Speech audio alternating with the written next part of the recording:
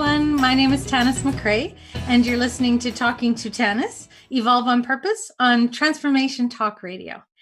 And as usual, the intentions for my show, for you and also for me, is to highlight the systems, the people, the structures, the processes, the books, that's what we talked about last time, that I have found helpful in my self-awareness journey. And last time I talked about the trifecta of books that I believe create an incredible foundation. And they touch on the pieces of ourselves that I think are really important for us to focus in on for our health. So we always focus in on for our physical health, but we also, what do we do? What's our regimen for our emotional health? What's our regimen for our mental health? What's our regimen for our belief, our spiritual body, our body of beliefs? What do we do to actually maintain and evolve the health of those bodies? And so then don't want to sort of let them run amok, right? Let them run amok. And to me, that's what a self-awareness journey is. It's consciousness. It's bringing to consciousness, who am I on the inside? And then operating from there. So today I took on a big topic, well, big or little, consistent anyway. And that topic is change. We are in probably, as usual, change, but globally in a really significant change. Even going back, once we move out of this, sheltering in place or staying at home and assisting the globe with this particular pandemic, we're going to go back to normal. Normal is gone. So change has arrived. Change has arrived. And what they say, change is the only thing that is consistent. And it's the only thing you can count on. So I think a really important question we can all ask ourselves is, what is my relationship with change? What do how do I respond to change? How do I react to change? Am I always trying to change something or change nothing? What is my relationship with change? So my little suggestion is to write that question down somewhere. And then for about a week, watch and get curious about, how do I respond to change? Do a little experiment and say, how do I respond to change? Do I respond to it with fear? Do I respond to it with excitement? Do I respond to some of it with fear and some of it with excitement? And what makes it change? Why do I think that some changes are positive and some changes are negative? And collectively, how are we collectively dealing with change? Are we coming together? Are we pulling apart? Are we doing both? I mean, all of these things, there is no right answer. I mean, sorry, no one's going to mark it and you're going to get an A. What I want you to do is bring your consciousness to it. I want you to bring your awareness to change. So I have a fun little thing. If you've ever visited my website, there's these 5 little couplets of words.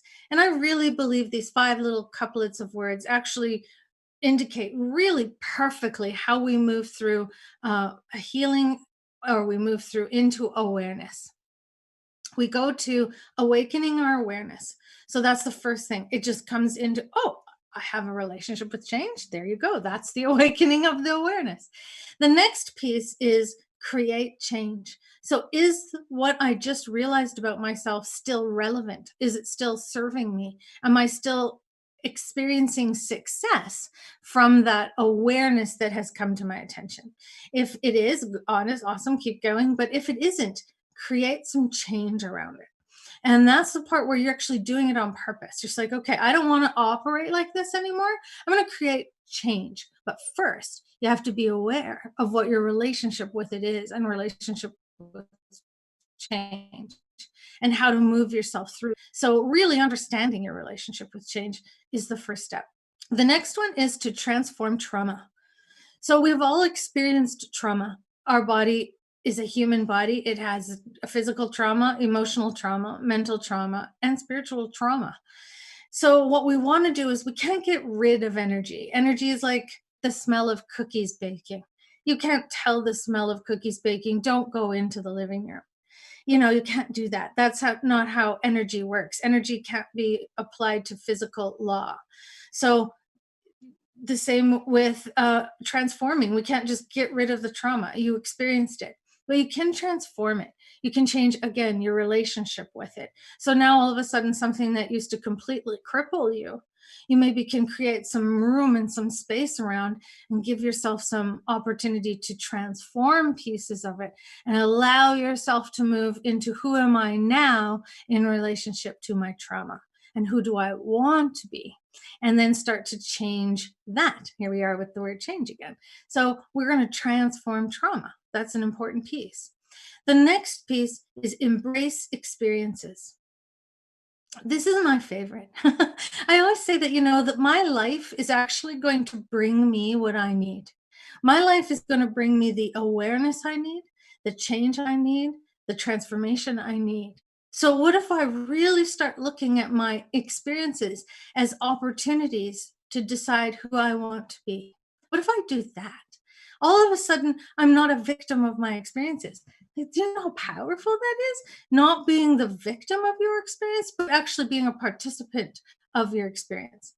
Once again, a disclaimer, I know people have horrific experiences, and I am by no means trivializing that. But I am saying when that trauma is over, come back to consciousness as quickly as you possibly can, and start to work through what that experience was, so that you're not constantly being undermined by that experience. And the last one is to embrace essence and to discover your divinity, whichever one we want to put. But embody essence, that's the one. Embody essence. So what does that mean? And what that means is a little bit what I talked about last time in relationship to Conversations with God by Neil Donald Walsh. And that was, how much am I operating from my soul? How much am I operating from a higher idea of myself rather than just my story? So if I'm always operating from my human story, I will always be sort of trapped in that human story. And I'm not expanding my consciousness or my awareness, not creating change. I'm not transforming anything. And so I might have to let go of pieces of my story. I might have to let them go. I might have to go, that was then and this is now, as Neil says.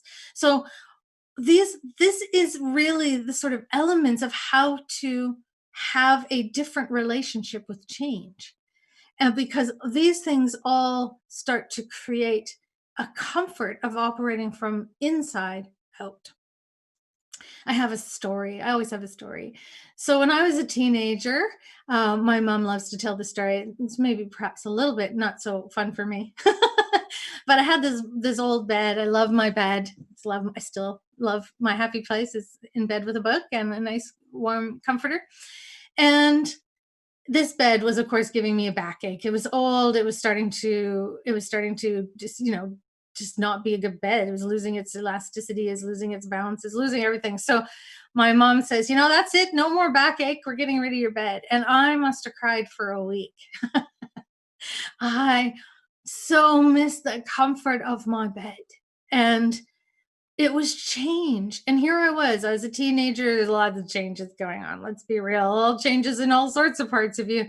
And here was this sort of security blanket for me, was this bed. And it was a symbol of where I found comfort and where I found relaxation. And so I was so resistant to this change. And that's because I think often change feels like, or no change feels like safety. So change is control, change is safety. So if that's my relationship with change, if my relationship with change is control and safety, then anything that comes toward me in my experience that shakes my safety or shakes my control, I will probably not have a good response to that change.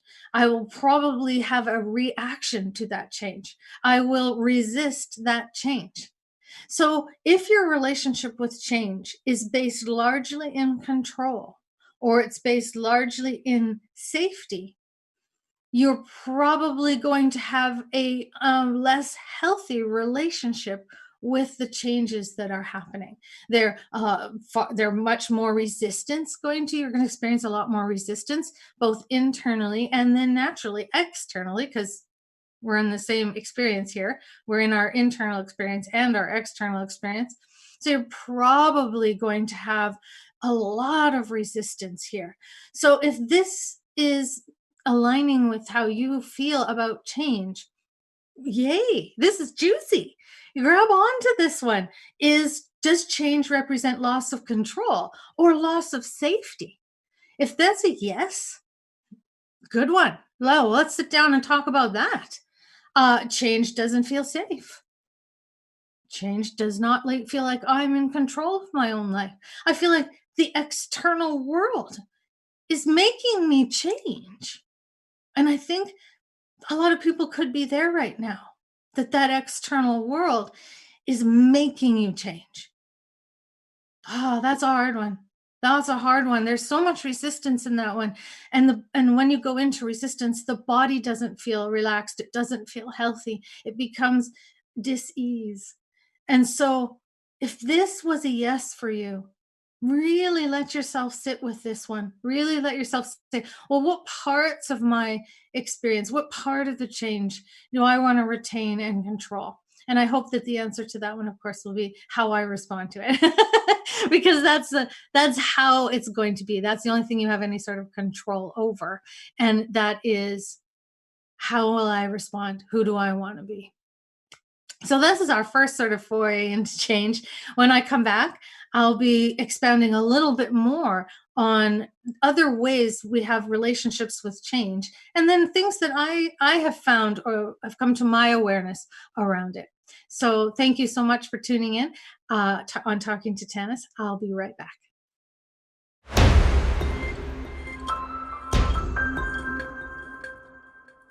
Welcome back. Tanis here, Tanis McRae here with Talking to Tanis, Evolve on Purpose. Before we went to break, I was talking about something I think most people can relate to. And that is, what if my relationship with change is actually based in safety? What if it's based in control? And of course, could come from childhood experiences, right? Perhaps control was imposed upon you in very traumatic ways. Perhaps change of family life or homes or situations or jobs that was always constantly compromising how safe you felt. Those patterns follow us in our experience until you become aware that's a pattern. And so that's why I'm saying, when you write these things down and you say, what is my relationship with change? And you start to watch your experiences for a week or two or 5 or 7 or 18 or whatever you want to do, you start to pay attention to, wow, this is a pattern. This is something I've experienced a lot in my life. It keeps occurring. It's looping. I call it the hokey pokey in my book. You do the hokey pokey and you turn yourself around. It's like you're always coming back to that beginning point. And so what we want to do is we want to really grab onto these awarenesses that come in. Was my childhood was changed largely was experienced as a safety issue? And what a juicy one, what a yummy one. Really dig in if that one's a yes for you, because there's so much room for some transformation there, for some real awareness to move yourself out of that safety issue and start to again come from the inside. The other statement I want to talk about is, changes made on the outside are temporary. It's true. All the outside world is temporary. Remember, changes are only constant. And so, the weather changes, the situation changes, the circumstance changes. We experience birth, we experience death, we experience divorce, we experience love, we experience hate, we experience anger, all those things that are coming to us from the outside. Any changes we make personally on the outside are temporary. even our bodies, even our bodies. So if you're spending a lot of time and energy on what do I want to change about me? What do I want to change about my body? It will be largely temporary. We age. We age. I know. Been around myself for over 50 years. So we age. It happens. And so am I in alignment with that external change or am I resisting that external change? Do I think I can keep it right where I've always wanted it or do I have to give it room to evolve and to grow? So changes made on the outside are temporary. But changes made on the inside are permanent. So let's talk about the body again because this is a good one. Lots of people that's where change most prevalently they want to make change in their body. They want to make change in their health. They want to make change in their career. They want to make change in their relationship. So let's go inside. Let's go in and go, any change I make in here will be permanent. So if I decide to deal with my safety issues around control, and I really dig in and I grab onto those, I will experience myself differently in relationship to change in regards to safety. Changes made, again, we'll go back to those words that I talked about at the front. So changes made in your awareness. Changes made in how do I perceive my body? How do I perceive my relationship? How how do I perceive my career? Am I operating out of fear? Am I saying, my relationships never work? I don't think this one is. So, every change is bringing that change, is bringing that end result closer. Maybe this is going to be over. But I know because I would never ask you to do something I haven't actually walked myself to a certain extent. Is when I make these internal self-awareness changes and I go towards the highest version of myself I can be in each moment, those changes are largely positive. I'm going to say mostly positive, like 98% positive, because I feel better about me. And I know if I feel better about me on the inside, my outside will begin to morph itself to align with that internal change. And this, my friends, this is a self awareness journey. When I start to create that change on the inside, I do it because I really ultimately want that change on the outside. I want to feel safe. I want to feel like I'm making right choices in my career. I want to feel like I'm making the right choices in my relationships, in my health, in how I perceive myself. And and this is how it works. This is the hack. This is the life hack. Is if I make those positive changes on my inside, they will show up on my outside. So again, one of the very first things to do is to make sure that your inner critic is not in constant criticism of you. I always say you can't throw mud at a mud puddle and get a smaller mud puddle. That's not how it works. So you can't yell and be angry and mean to yourself until you feel better about yourself. It just doesn't work that way. So instead, let's look at how can I be kind to myself? How can I advocate for myself? So I have this incredible little mini sort of visualization that I call the inner advocate. And I'm going to walk you through it right now. All right. Here's a little guided meditation gift for you. And I really believe this targets that inner critic that creates a lot of the conflict. Why we want to change our body, why we want to change our attitude, why our relationships never work, why we're always having trouble with the people that I work with, colleagues, whatever. And often, again, this comes from our experience as a child. So I'm going to do a little guided meditation, guided visualization that works with your inner advocate. So get really nice and comfortable. Take a deep, conscious breath. Feel the chair or whatever you're sitting on support you. Feel where your body and that chair meet. Let it support you. This object is holding me in space, and I trust it to do that.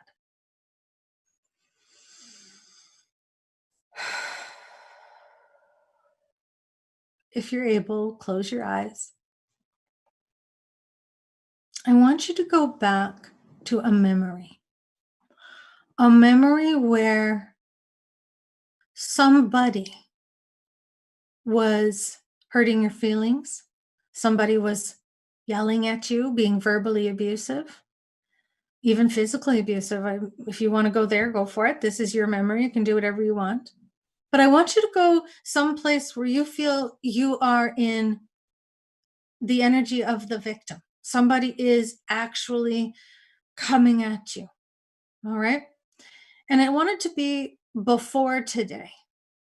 So just bring that memory up. Whichever one comes up first is perfect. If nothing's coming up, go ahead, make something up. It's okay. Just bring the feeling to you. And now I want you to take who you are right now in this moment. And I want you to step between the person who's hurting you and that other version of you. So I want you to get between. That's who you are today, right now. And I want you to look that person right in the eye. And I want you to say something like this. What's hurting you so bad you need to hurt them to heal it? What's hurting you so bad you're taking it out on this person? Me. You know what? This version of me is not responsible for your pain, for your disappointment, for your anger.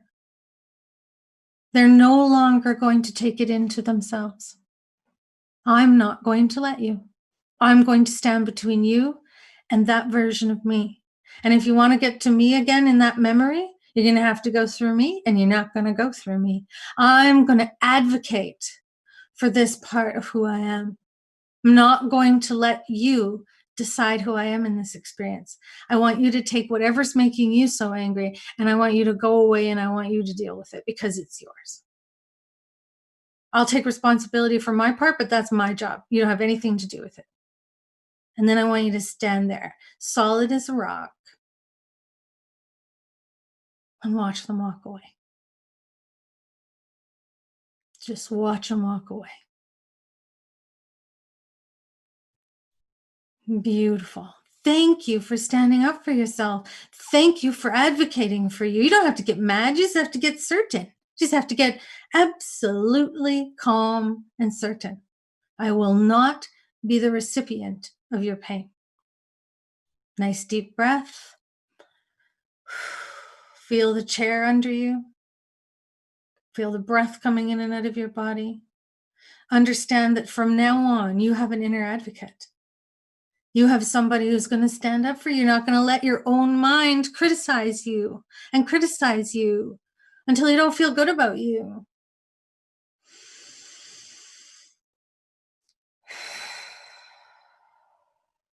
Let yourself come back into the moment of now by opening your eyes or paying attention to what's going on around you.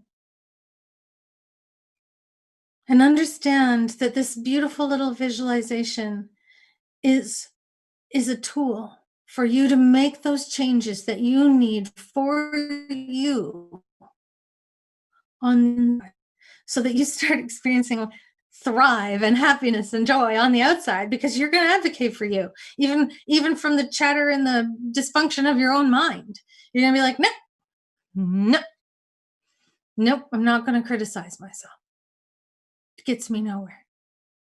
I hope you really enjoyed that little guided meditation, little visualization, and absolutely use it anytime you need it. Create that change on the inside. Why not? Why not? When we come back, we're going to be talking about another aspect of change that's maybe just perhaps a little more collective than it is personal, like these last two. So looking forward to having you back here at Talking to Tanis, Evolve on Purpose on Transformation Talk Radio. I'll be right back.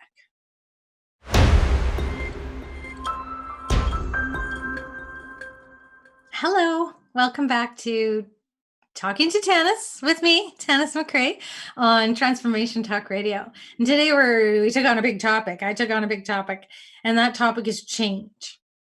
I hope in the last two segments, you've been able to see that I maybe have a completely different view on change, on actually using it as a tool for self awareness and for using it as an aspect of my expansion of my consciousness and to create a life I want to live, not just to survive it, but to thrive in it.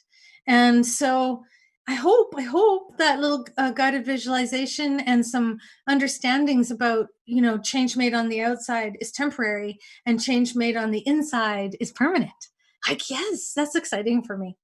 And remember, that goes both ways. So if you change your mind and want to be angry all the time, that's going to be permanent too. So let's be selective about what we choose to be, because yeah, when you make that change on the inside, you will start to create the experiences of it. I often liken it to cake. If I had to sit down to decide to make a cake, I get all the ingredients, I put them together, I throw them in the oven, and out it comes. I take a bite, and if I take a bite and go, "Oh my gosh, this cake doesn't taste very good," it's not. I can't change it where I'm taking the bite. I can't change my life from my victim status. I need to actually go, what created this? And I need to go back to the ingredients. How did this cake get created? So I go back and look at the ingredients. I go look at the traumas in my life. I go look at the safety issues in my life, the control issues. I look at those, and I don't look at them to feel like a victim. I look at them to transform them, to grab onto them. This is my roadmap. This is my roadmap to consciousness here. So I'm going to go back in my story, not just to perpetuate my story, but to actually become aware of what is my story making me believe I am right now. That's like quantum leap in self-awareness. Why not? It's kind of fun. I don't want to live like that anymore. I want to actually love me. I want to care about me. I want to be kind to me. Because if I'm being those things to me, I'll probably be them externally. So, this next statement I'm going to talk about is something I received through my guidance and something I have observed a lot because I work with a lot of children. I am a retired school teacher. I taught mostly kindergarten and grade one. So I'm not afraid to actually work with children. And I worked with a lot of at-risk youth. And so I've had lots of not just this guidance that came through to me, but I've had actually a lot of experience of it as well. So, what this is we are changing collectively as a humanity. We are changing from an outer based authority to an internal based authority. So, let me explain. So, I'm going to say prior to the 1990s. 1980s it started, but 1990s for sure. For sure, the 1960s was the very, very beginning of it. But this is not hard and fast rules. There's not like a line. It was not here, and now it's here. This is a slow progression. And of course, one has always been there, and the other has will always be there as well. This isn't a black and white situation. Just a disclaimer there. But what I noticed in a trend, especially in children, because I was teaching them, is that we were moving from this external based authority. So we had a reward and punishment system. If you did what your people around you wanted you to do, you were rewarded. If you didn't do what the people around you wanted you to do, you were punished. And it was through the reward and punishment system that we were conditioned to be who we are, to follow the rules, to not follow the rules, to rebel against them or to conform to them. But it was largely external. So it was your parents are an external authority. Your siblings could be an external authority. Your teacher, your minister, the police, the judicial system, the neighbor, I don't know, your cousin, whoever. And the big kicker here was God. God was an external authority. You would have to repent your sins. You would perhaps even go to hell. You could be judged even past your death. And this was an external authority, and it was meant to conform us and keep us safe. This is not a black and white situation. Obviously, we have safety issues. We can't just pretend that the people are teaching us nothing. Put your hand in the fire, okay? That's conditioning as well. But it was largely external. Everything you were complying or you were rebelling, and you were punished when you rebelled, and you were rewarded when you complied. And so we created societal mores and ways of living, and we all agreed on it, and it limped along. I wish I could say it was successful to an incredible degree, but we have a look at the state of humanity and we can say that that's not true. So right around between 1980 and 1990, we started to move into a new authority. And this is a largely based internal authority. And what that means is that I'm not going to be reward or punishment from that third party on the outside. I'm actually going to decide on the inside, and that's cause and effect. If I put my hand in the fire, I burn my hand. If I don't show up to work 500 days in a row, I lose my job.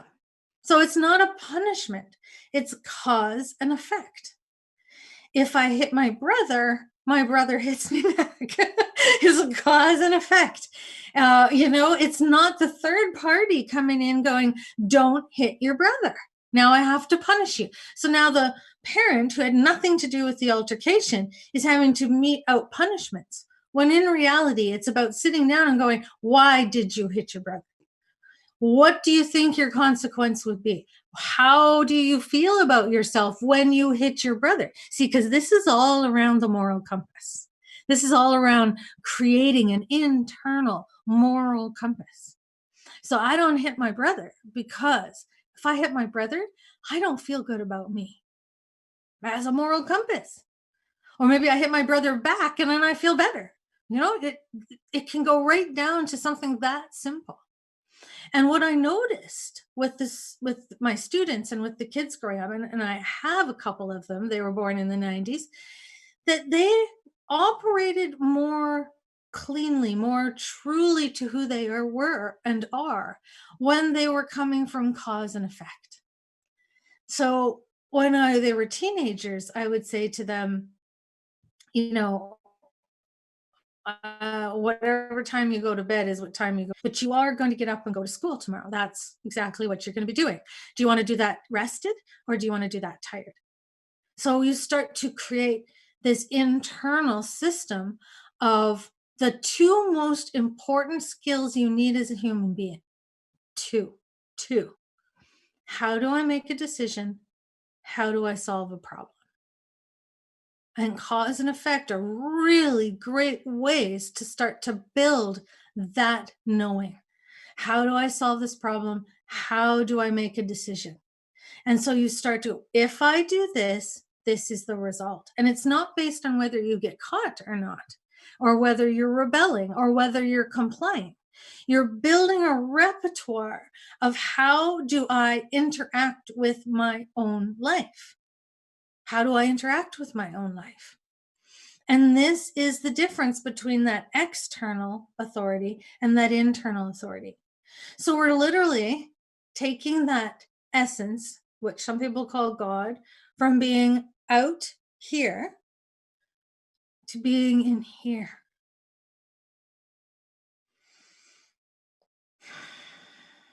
I operate from my essence. I operate from who do I want to be in this experience?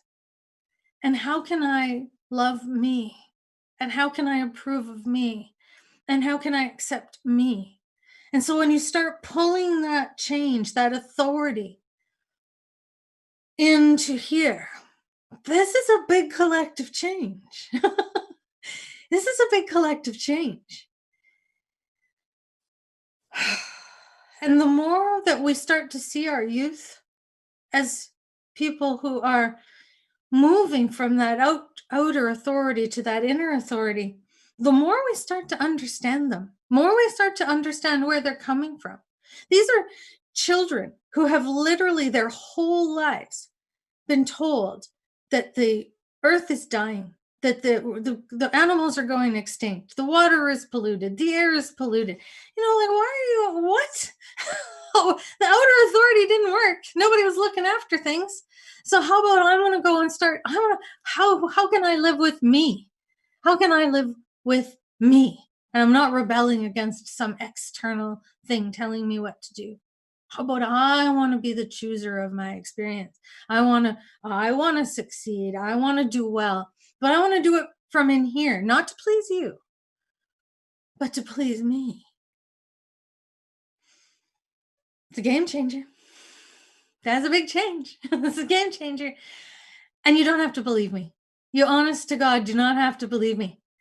But I do want you to go out and maybe have a little experience of this and see, wow, if I wasn't so worried about what someone on the outside was going to say about me, how would I change on the inside? If I wasn't worried about that gossip or that person's idea of me, if that was not my prime directive, who would I be?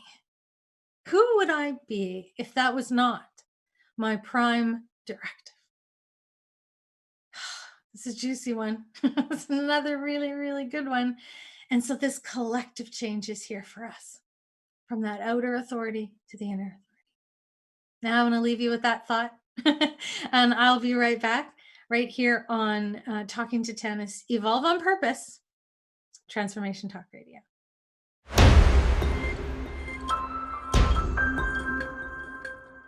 Hello, everyone. Tanis McRae back here. Oh, I know that last one was a biggie. That internal and external authority. And once again, you do not have to believe a word I say. I want you to do this for you. I'm just throwing it out there. And if it touches the space in you of truth, take whatever piece of it touches you, and you can use that. That's a beautiful thing. That's a beautiful thing. Change, our relationship with change. Is it a safety issue? Changes on the inside last permanent, then changes on the outside.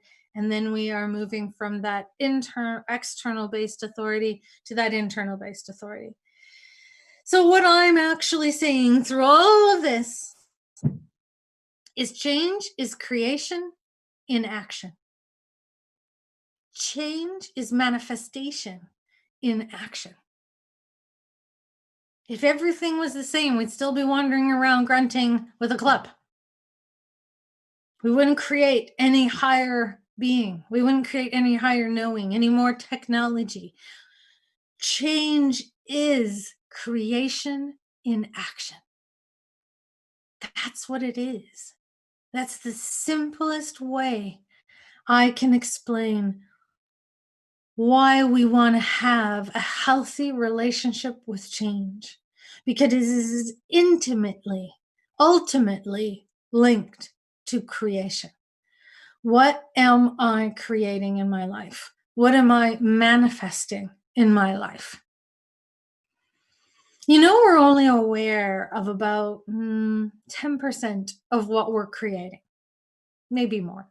But largely, we are in unawareness of what we are creating, what we're bringing towards us.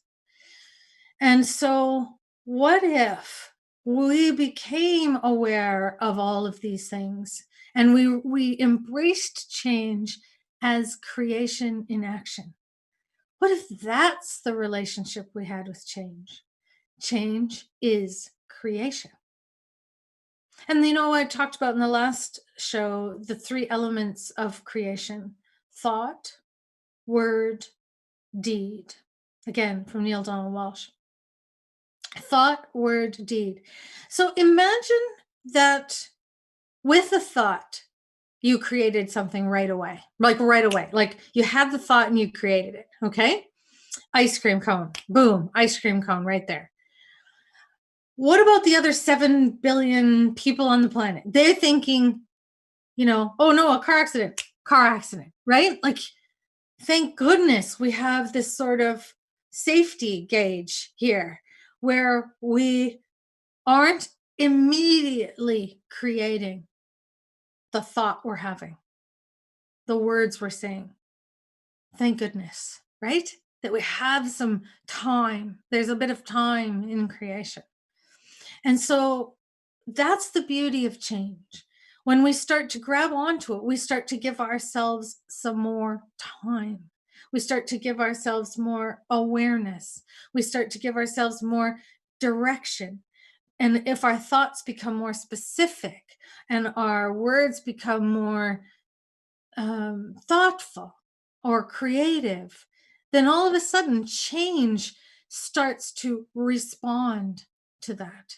The change starts to match those things as they come in. So that I know change, if I know change is creation in action, I'm going to be probably maybe a little bit more conscious of what I'm thinking about, of what I'm saying, and of what I'm doing. And this is ultimately that internal authority. And it comes from you honoring you in that, what do I want to create in my life? How do I want to create it? Who do I want to be in it?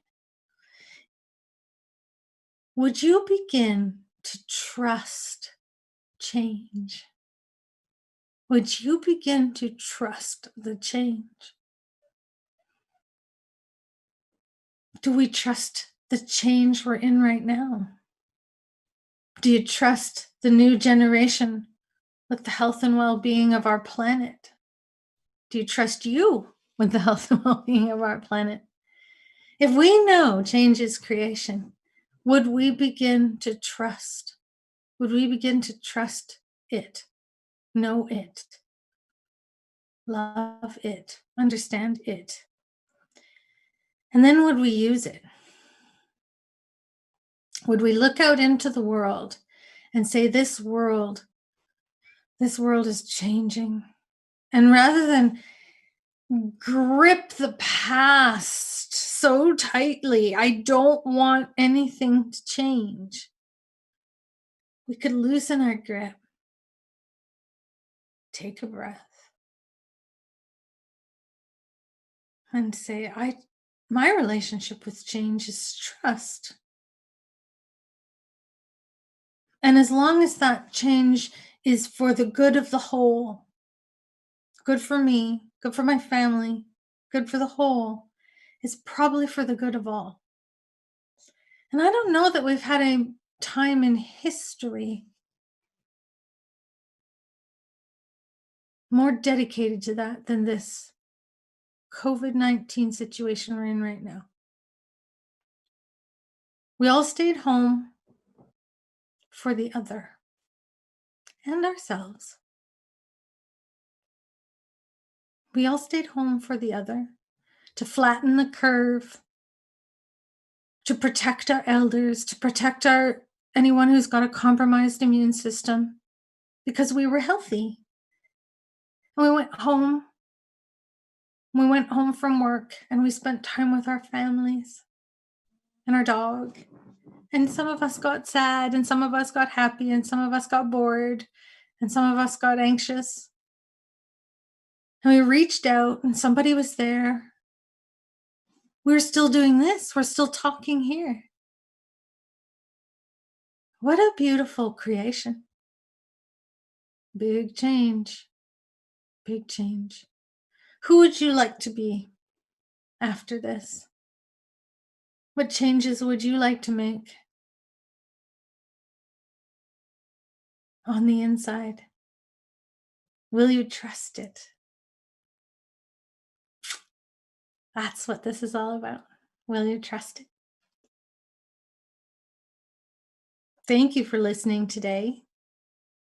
As always, you can get a hold of me if you need any further of my talking. I was going to say yapping.